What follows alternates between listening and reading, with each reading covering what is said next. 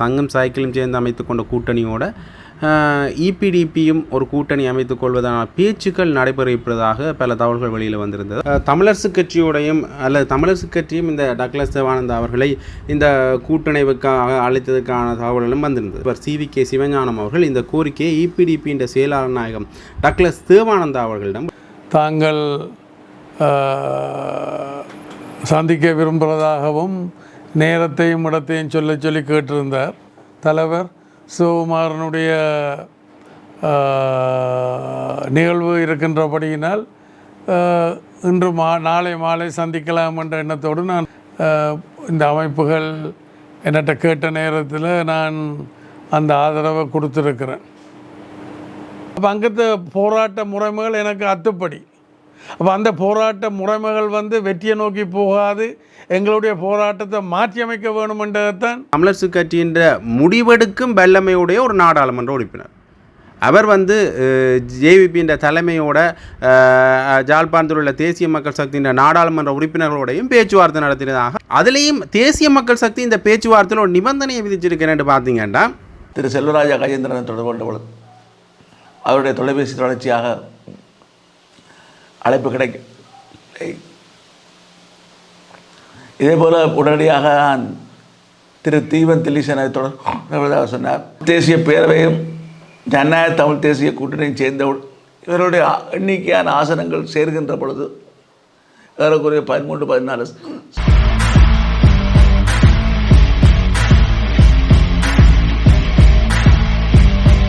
டெஃப்னாபடியின் சொந்தங்களுக்கு வணக்கம். இந்த கூட்டணி அமைப்பது தொடர்பான பல விடயங்கள் ஓரளவுக்கு இந்த இறுதிக்கட்டத்தை எட்டியிருக்கின்றன சொல்ல வேண்டும். அதில் குறிப்பாக இந்த சங்கு சின்னமும் சைக்கிள் சின்னமும் தங்களுடைய கூட்டணியை வெற்றிகரமாக அமைத்துக் கொண்டனர்.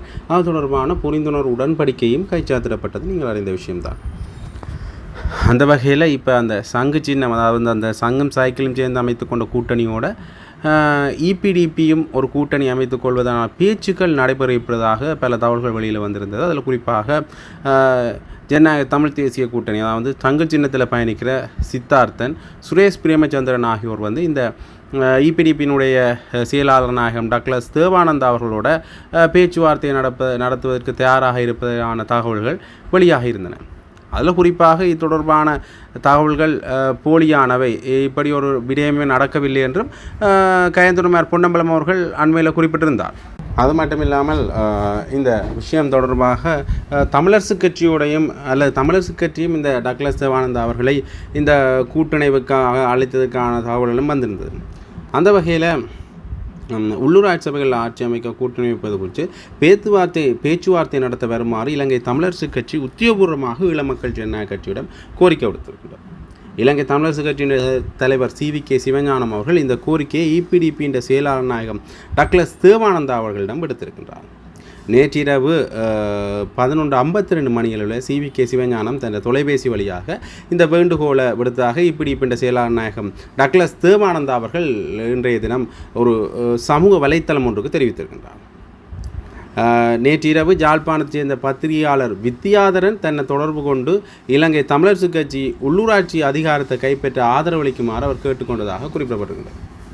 இதே நேரம் இந்த சங்கு சின்னம் என்று சொல்லப்படுகின்ற ஜனநாயக தமிழ் தேசிய கூட்டணியோடையும் கூட்டணி அமைப்பது தொடர்பான ஒரு பேச்சுவார்த்தைகள் இடம்பெற்றதாகவும் டக்ளஸ் தேவானந்தா அவர்கள் சொல்லியிருந்தார். ஆகவே இதை யார் மறுத்திருக்காருன்னு பார்த்தீங்கன்னா கயந்துருமார் பொன்னம்பலம் அவர்கள் மறுத்திருக்கின்றார். ஆனால் இந்த விடயத்தை டக்ளஸ் தேவானந்தா அவர்கள் நடந்தது என்கின்ற உறுதிப்பட தெரிவித்திருக்கிறார். ஆகவே தொடர்ந்து பார்க்கலாம் என்ன நிலைப்பாட்டில் இவர்களுடைய இந்த கூட்டணி பேச்சுக்கள் அமையப்போவது என்பதை. இணைய பத்திரிகை நேற்றைக்கு இரவு என்னோடு பொதுவாக ஒரு கலந்துரையாடலில் ஈடுபட்ட நேரத்தில் இந்த விடயங்கள் என்னால் சொல்லப்பட்டது. என்னுடைய நண்பர் சித்தார்த்தன் அவர்கள் இந்த உள்ளூராட்சி மன்ற தேர்தலில் எங்களுடைய நிலப்பாடுகள் தொடர்பாக தங்களுக்கு ஆதரவை பெறுகின்ற எண்ணம் தொடர்பாக நோக்கம் தொடர்பாக என்னோட கலந்துரையாடியவர். இப்போ அந்த வகையில் நான் அவருக்கு சொன்னான், இன்றைக்கு எங்களுடைய கட்சி கூட்டம் இருக்கின்றது, இன்று மாலை சந்திக்கலாம் என்று சொல்லி நான் அவருக்கு சொன்னான். அப்போ அவர் அப்புறம் இன்றைக்கு சொன்னார் தனக்கு சந்திக்கிற நிலைமை இன்றைக்கு இல்லை, நாளைக்கு சந்திக்கலாம் என்ற ஒரு கருத்தை சொன்னார். நான் எனக்கு அது நல்லது என்ற ஒரு எண்ணம் இருந்தது. என்றால் அவர் நம்முடைய நண்பர். அப்போ அவருக்கு நான் சிலதில் மறுக்க எனக்கு விருப்பம் இருக்கிறது இல்லை. அப்போ சந்திக்காத நல்லமென்று நான் எனக்குள்ள யோசித்தது, ஒரு அரசியல்வாதியாக இல்லாமல் நட்பு ரீதியாக. அதை விட பிறகு இரவு ஒரு 11 மணிக்கு பிறகு அண்ணன் CVK சிவஞானம் அவருடைய ஒரு குறுஞ்செய்தி வந்திருந்தது. தாங்கள் சந்திக்க விரும்புகிறதாகவும் நேரத்தையும் இடத்தையும் சொல்லி கேட்டிருந்தார். அப்போ நான் அவருக்கு பதில் போட்டிருந்தேன், வணக்கம் அண்ணன், உங்களுடைய அந்த குறுஞ்செய்தியை பார்த்து நான் இன்றைக்கு எங்களுடைய கட்சி கூட்டம் இருக்கின்றது, மாலையில் சங்கு கட்சிக்காரரோடு கதைக்க இருக்கின்றேன், நாளைக்கு நாங்கள் சந்தித்து கதைக்கலாம் என்று சொல்லி. இப்போ நாளைக்கு என்று சொல்லிக்க நாளைக்கு காலையில் தலைவர் சிவகுமாரனுடைய நிகழ்வு இருக்கின்றபடியினால் இன்று நாளை மாலை சந்திக்கலாம் என்ற எண்ணத்தோடு நான் இருக்கின்றேன். உள்ளூராட்சி சபையில் ஆட்சி அமைப்பது தொடர்பாக என்ன நிலைப்பாட்டில் இருக்கிறது இதுவரைக்கும்? எங்களுடைய கட்சியினுடைய நிலப்பாடு பக்கம் சாராத மக்கள் நலன் சார்ந்தது தான் எங்களுடைய எண்ணமாக இருக்கின்றது.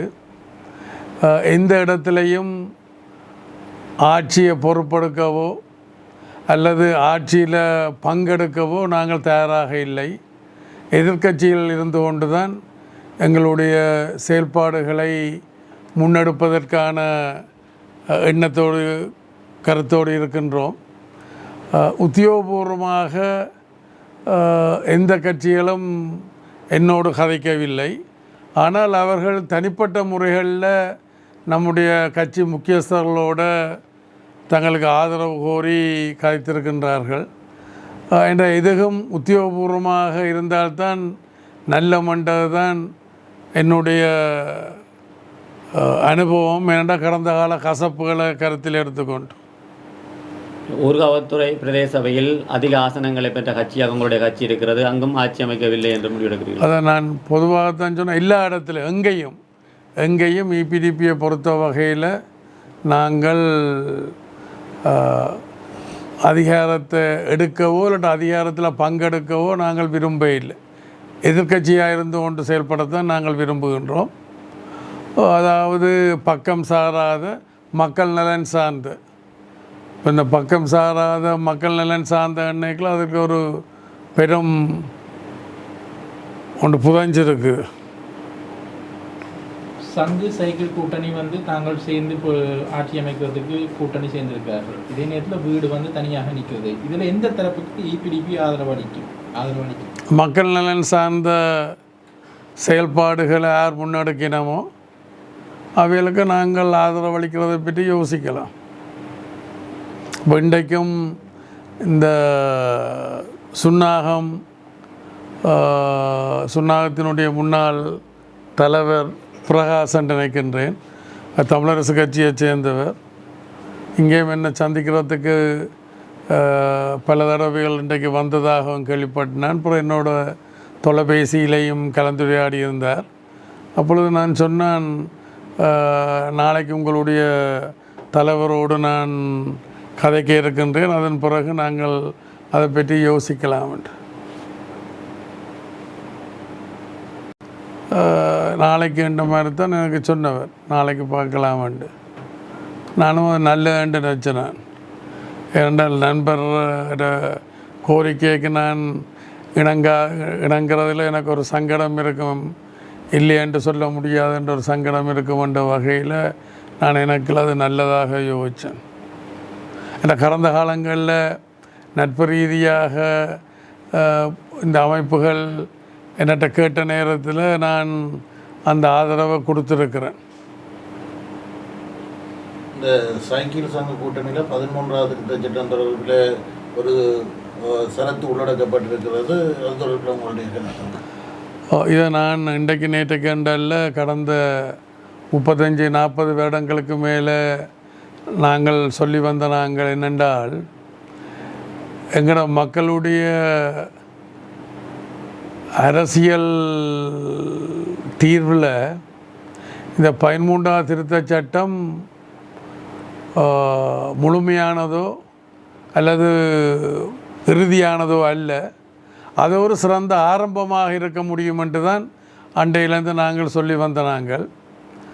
ஆனால் இன்றைக்கு அவளுடைய இந்த சங்கு கூட்டணியினுடைய இந்த ஒப்பந்தத்தை பார்க்கின்ற பொழுது எனக்கு மிகவும் சந்தோஷமாக இருக்கின்றது. ஏனென்றால் அதைத்தான் அவர்களும் திருப்பி சொல்லுகின்றார்கள், அது முடிந்த முடிவில்லை.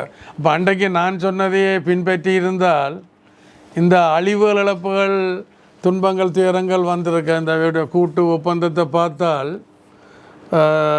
எங்களுடைய சங்கு மற்றது சைக்கிள் அந்த கூட்டினுடைய ஒப்பந்தத்தை பார்த்தால் தெளிவாக சொல்லியிருக்கணும். அரசியல் ஜாப்பிற்கான 13வது திருத்தம் என்பது தமிழ் தேசிய இனப்பிரச்சனைக்கான முழுமையானதோ இறுதியானதோ தீர்வல்ல என்பதனை சுட்டி காட்டுகின்றோம். என்றால் ஆரம்பத்தை பற்றி தான் நாங்கள் மறைமுகமாக சொல்லினோம். ஏன் வெளிப்படையாக அவர்கள் அதை சொல்லவில்லையோ தெரிய இல்லை, அதை முற்றுமுழுதாக மறுக்க இல்லை, ஏற்றுக்கொண்டிருக்கணும். அப்போ இதை நான் கடந்த 35-40 வருஷமாக இதைத்தான் நான் சொல்லி வந்தேன். அப்போ அன்றைக்கே அதை எல்லாரும் பின்பற்றி இருந்தால் இந்த அழிவு இழப்புகள் துன்பங்கள் துயரங்கள் வந்திருக்காது. இப்போ நீங்கள் இப்போ என்னோடய காய்ச்சொன்று கேட்கல அந்த தந்தி டிவியில் இந்த காசால மக்கள் பாலஸ்தீன மக்கள் படுற இன்னலை பார்த்துருக்குறீர்கள். பசி பட்டினியில் இருக்கிறான், அவன் குண்டை போட்டு எல்லாத்தையும் கட்டிடங்களை உடைக்கிறான், மக்கள் அல்லோலப்படுகினம் கொல்லப்படுகினம். அப்போ இங்கேயும் சுத்தம் தொடர்ந்திருந்தால் இந்த பிரச்சனையை தான் எங்களை மக்கள் அனுபவிக்க வேண்டி வந்திருக்கும்.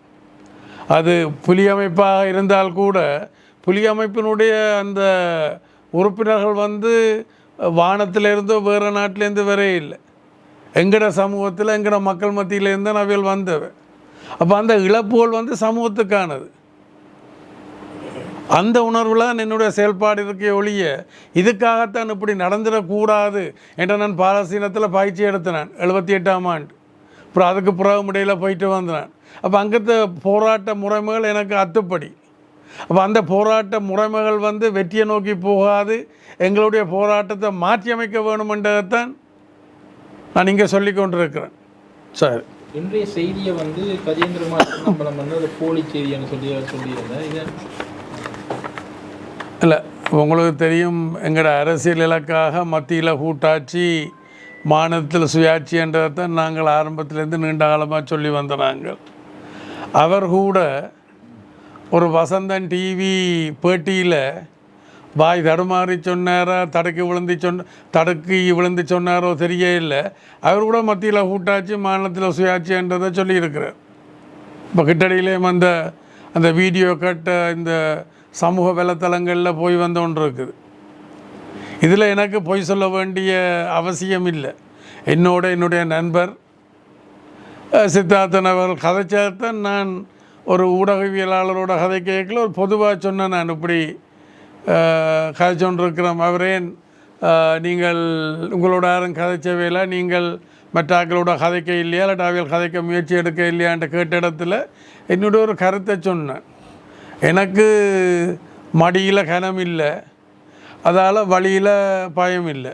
அந்த வகையில் இன்னொரு முக்கியமான விஷயத்தை நாங்கள் பார்க்கணும் பார்த்தீங்கன்னா, இந்த தேசிய மக்கள் சக்தி ஒரு சமூக வலைத்தளத்துக்கு ஒரு விடயத்தை சொல்லியிருக்கிறார்கள். என்னென்னு பார்த்தீங்கன்னா, தங்களோட கூட்டணி அமைப்பதற்கான ஒரு பேச்சுவார்த்தையை தமிழரசு கட்சி நடத்தினது என்கிற அல்லது ரகசியமான ஒரு பேச்சுவார்த்தையை நடத்தியதாக அவர்கள் சொல்லியிருந்தார்கள். அதில் குறிப்பாக இலங்கை தமிழரசு கட்சியின் முடிவெடுக்கும் வல்லமையுடைய ஒரு நாடாளுமன்ற உறுப்பினர் அவர் ஜேவிபியின் தலைமையோட ஜாழ்ப்பாணத்தில் உள்ள தேசிய மக்கள் சக்தியின் நாடாளுமன்ற உறுப்பினர்களோடையும் பேச்சுவார்த்தை நடத்தினதாக அந்த வட்டாரங்கள் தகவல் தெரிவிச்சிருக்கின்றது. இந்த ஜாழ்ப்பாணத்தில் இருக்கிற உள்ளூராட்சி சபைகளில் ஆட்சி அமைப்பு தொடர்பாகத்தான் இந்த பேச்சுவார்த்தைகள் நடந்ததாக தெரிய வருது. இதிலேயும் குறிப்பாக அதுலேயும் தேசிய மக்கள் சக்தி இந்த பேச்சுவார்த்தையில் ஒரு நிபந்தனையை விதிச்சிருக்கிறேன்னு பார்த்தீங்கன்னா, இந்த தங்களுடைய முதல்வர் வேட்பாளரை ஜாழ் மாநகர சபையில் முதல்வராக்கினாத்தான் இந்த கூட்டணிக்கு சம்மதிப்பது என்ற பொருள்பட அவர்கள் பேசியிருந்தார்கள். அதில் குறிப்பாக கபிலன் அவர்களே ஜாழ் மாநகர சபையில் முதல்வராக்குன்ற பட்சத்தில் இந்த கூட்டணி வந்து சரிப்படும் அல்லது இந்த பேச்சுக்கள் சாதகமாகும் என்று சொல்லப்பட்டிருக்கிறதான தகவல்கள் வெளிவந்திருக்கு. இதையுமே தமிழரசு கட்சி உத்தியோகபூர்வமாக இன்னுமே வெளிவிடவில்லை.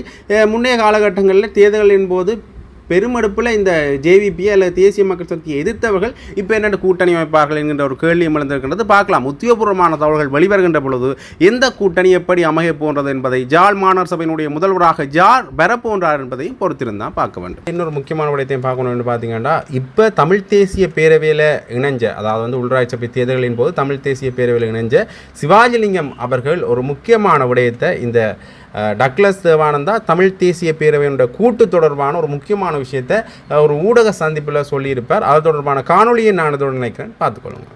இன்றைய தினம் ஒரு இணையத்திலே வருகின்ற ஒரு பத்திரிகையிலே ஒரு செய்தி வழியாக இருக்கின்றது.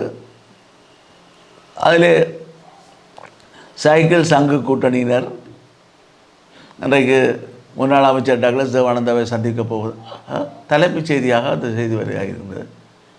இதை பற்றி எனக்கு நண்பர்கள் ஒரு சிலர் தொலைபேசி வாயிலாக சொன்ன அவரிடம் இருந்த அந்த இணையத்து பத்திரிகை எனக்கு போடுமாறு போட்டு படித்துவிட்டு நான் உடனடியாகவே திரு செல்வராஜா கஜேந்திரன் தொடர்பு கொண்ட பொழுது அவருடைய தொலைபேசி தொடர்ச்சியாக அழைப்பு கிடைக்கவில்லை. இதே போல் உடனடியாக நான் திரு தீவன் திலீசனை தொடர்பதாக சொன்னார். அண்ணன் இது வச்ச பொய்யான செய்தி. தலைவர் கஜேந்திரகுமார் பொன்னம்பலம் காலையிலேயே இந்த செய்தியை பார்த்துவிட்டு திரு சுரேஷ் மதிச்சந்திரனுக்கு தொடர்பு கொண்ட பொழுது டெக்ஸ்ட் மெசேஜிலே அவர் கேட்டிருக்கிறார். அதற்காக டெக்ஸ்ட் மெசேஜிலே இது ஆதாரமற்ற ஒரு முறையற்ற செய்தி என்று மாத்திரம் பதிலளித்திருக்கின்றார் என்ற செய்தியை சொன்ன இந்த விஷயமாக சம்பந்தமாக உடனடியாக அவசரமாக எங்களோட கட்சியின் தலைவர் திரு ஸ்ரீகாந்த் அவர்கள் தொலைபேசியிலே தொடர்பு கொண்ட பொழுது கூட இல்லை, எங்களிடம் கலந்து ஆலோசிக்கப்படவில்லை, அவர் நடவதற்கான வாய்ப்பு இல்லை, அவர்கள் போகின்றார்கள் சொல்லுங்கள், நாங்கள் என்ன செய்கிறோம் நாங்கள் சொல்லுவோம், அவசரப்படாதீங்கள் கேட்டுப்பிடிச்சு. இந்த வகையிலே இந்த தமிழ் தேசிய பேரவையும் ஜனநாயக தமிழ் தேசிய கூட்டணியும் சேர்ந்தவுடன் இவருடைய எண்ணிக்கையான ஆசனங்கள் சேர்கின்ற பொழுது ஏறக்குறைய 13-14 சபைகளிலே யாழ்ப்பாண குடாநாட்டிலே ஆட்சி அமைக்க என்று கரம் கொண்டிருந்த தமிழரசு கட்சிக்கு ஒரு பேரதிர்ச்சியாக இருந்திருக்கு. அவை நான் சொல்லக்கூடிய இந்த விதத்திலே அவர்களும் பேச வர வேண்டும். 3 தரப்பாக நாங்கள் ஒற்றுமையாக செய்து இதிலே மற்றவற்றை உள்ளடக்கி தமிழ் மக்கள் கூட்டணியை உள்ளடக்கி 5 பேரும் சேரன்ற எல்லா எலெக்ஷனும் முடிஞ்சிரு. அவர்களுக்கும் நான் ஆதரவு கொடுத்து அவருடைய ஆதரவை பெற்ற வேண்டும். அதுக்கு இன்னொரு கூட செய்தி வந்திருப்பதாக என்ன வந்து கொண்டிருப்பது தொலைபேசியில் அடுத்து கேட்டார். எல்லாத்தையும் நாங்கள் பார்த்தோம், நேரம் இல்லை. திரு கஜேந்திரகுமார் ஒட்டுக்குழுக்களுக்கு தலைமை தாங்குகிறார். டாக்டர் அர்ஜுனா சொல்லியிருக்கிறார். நான் இது எல்லாத்தையும் போட்டு சொல்கிறதெல்லாம் சொல்லட்டும். ஆனால் நாங்கள் எல்லோரும் வடகிழக்கிலிருந்து தெரிவு செய்யப்பட்ட 19 எம்பிக்களிலே 8 ஜேவிபியை தவிர 11 பேரும் மக்களுக்காக ஒரு பொது உடன்பாட்டுக்கு வர வேண்டிய தேவை இருக்கிறது. அதை நாங்கள் நோக்கி பயணிப்போம் என்றது தான் நான் சொல்லியிருக்கிறேன். பதவிகள் இன்றைக்கு வரும், நாளைக்கு போகும், தேர்தல் வரும் போகும். மக்கள் தமிழ் மக்கள் தாங்களே ஆளக்கூடிய ஒரு சுயமரியாதை இனமாக வாழ்வதற்கான ஏற்பாடுகளை நாங்கள் செய்ய கொடுக்க வேண்டியது எங்களுடைய கடமை என்று நான் கருதுகிறேன்.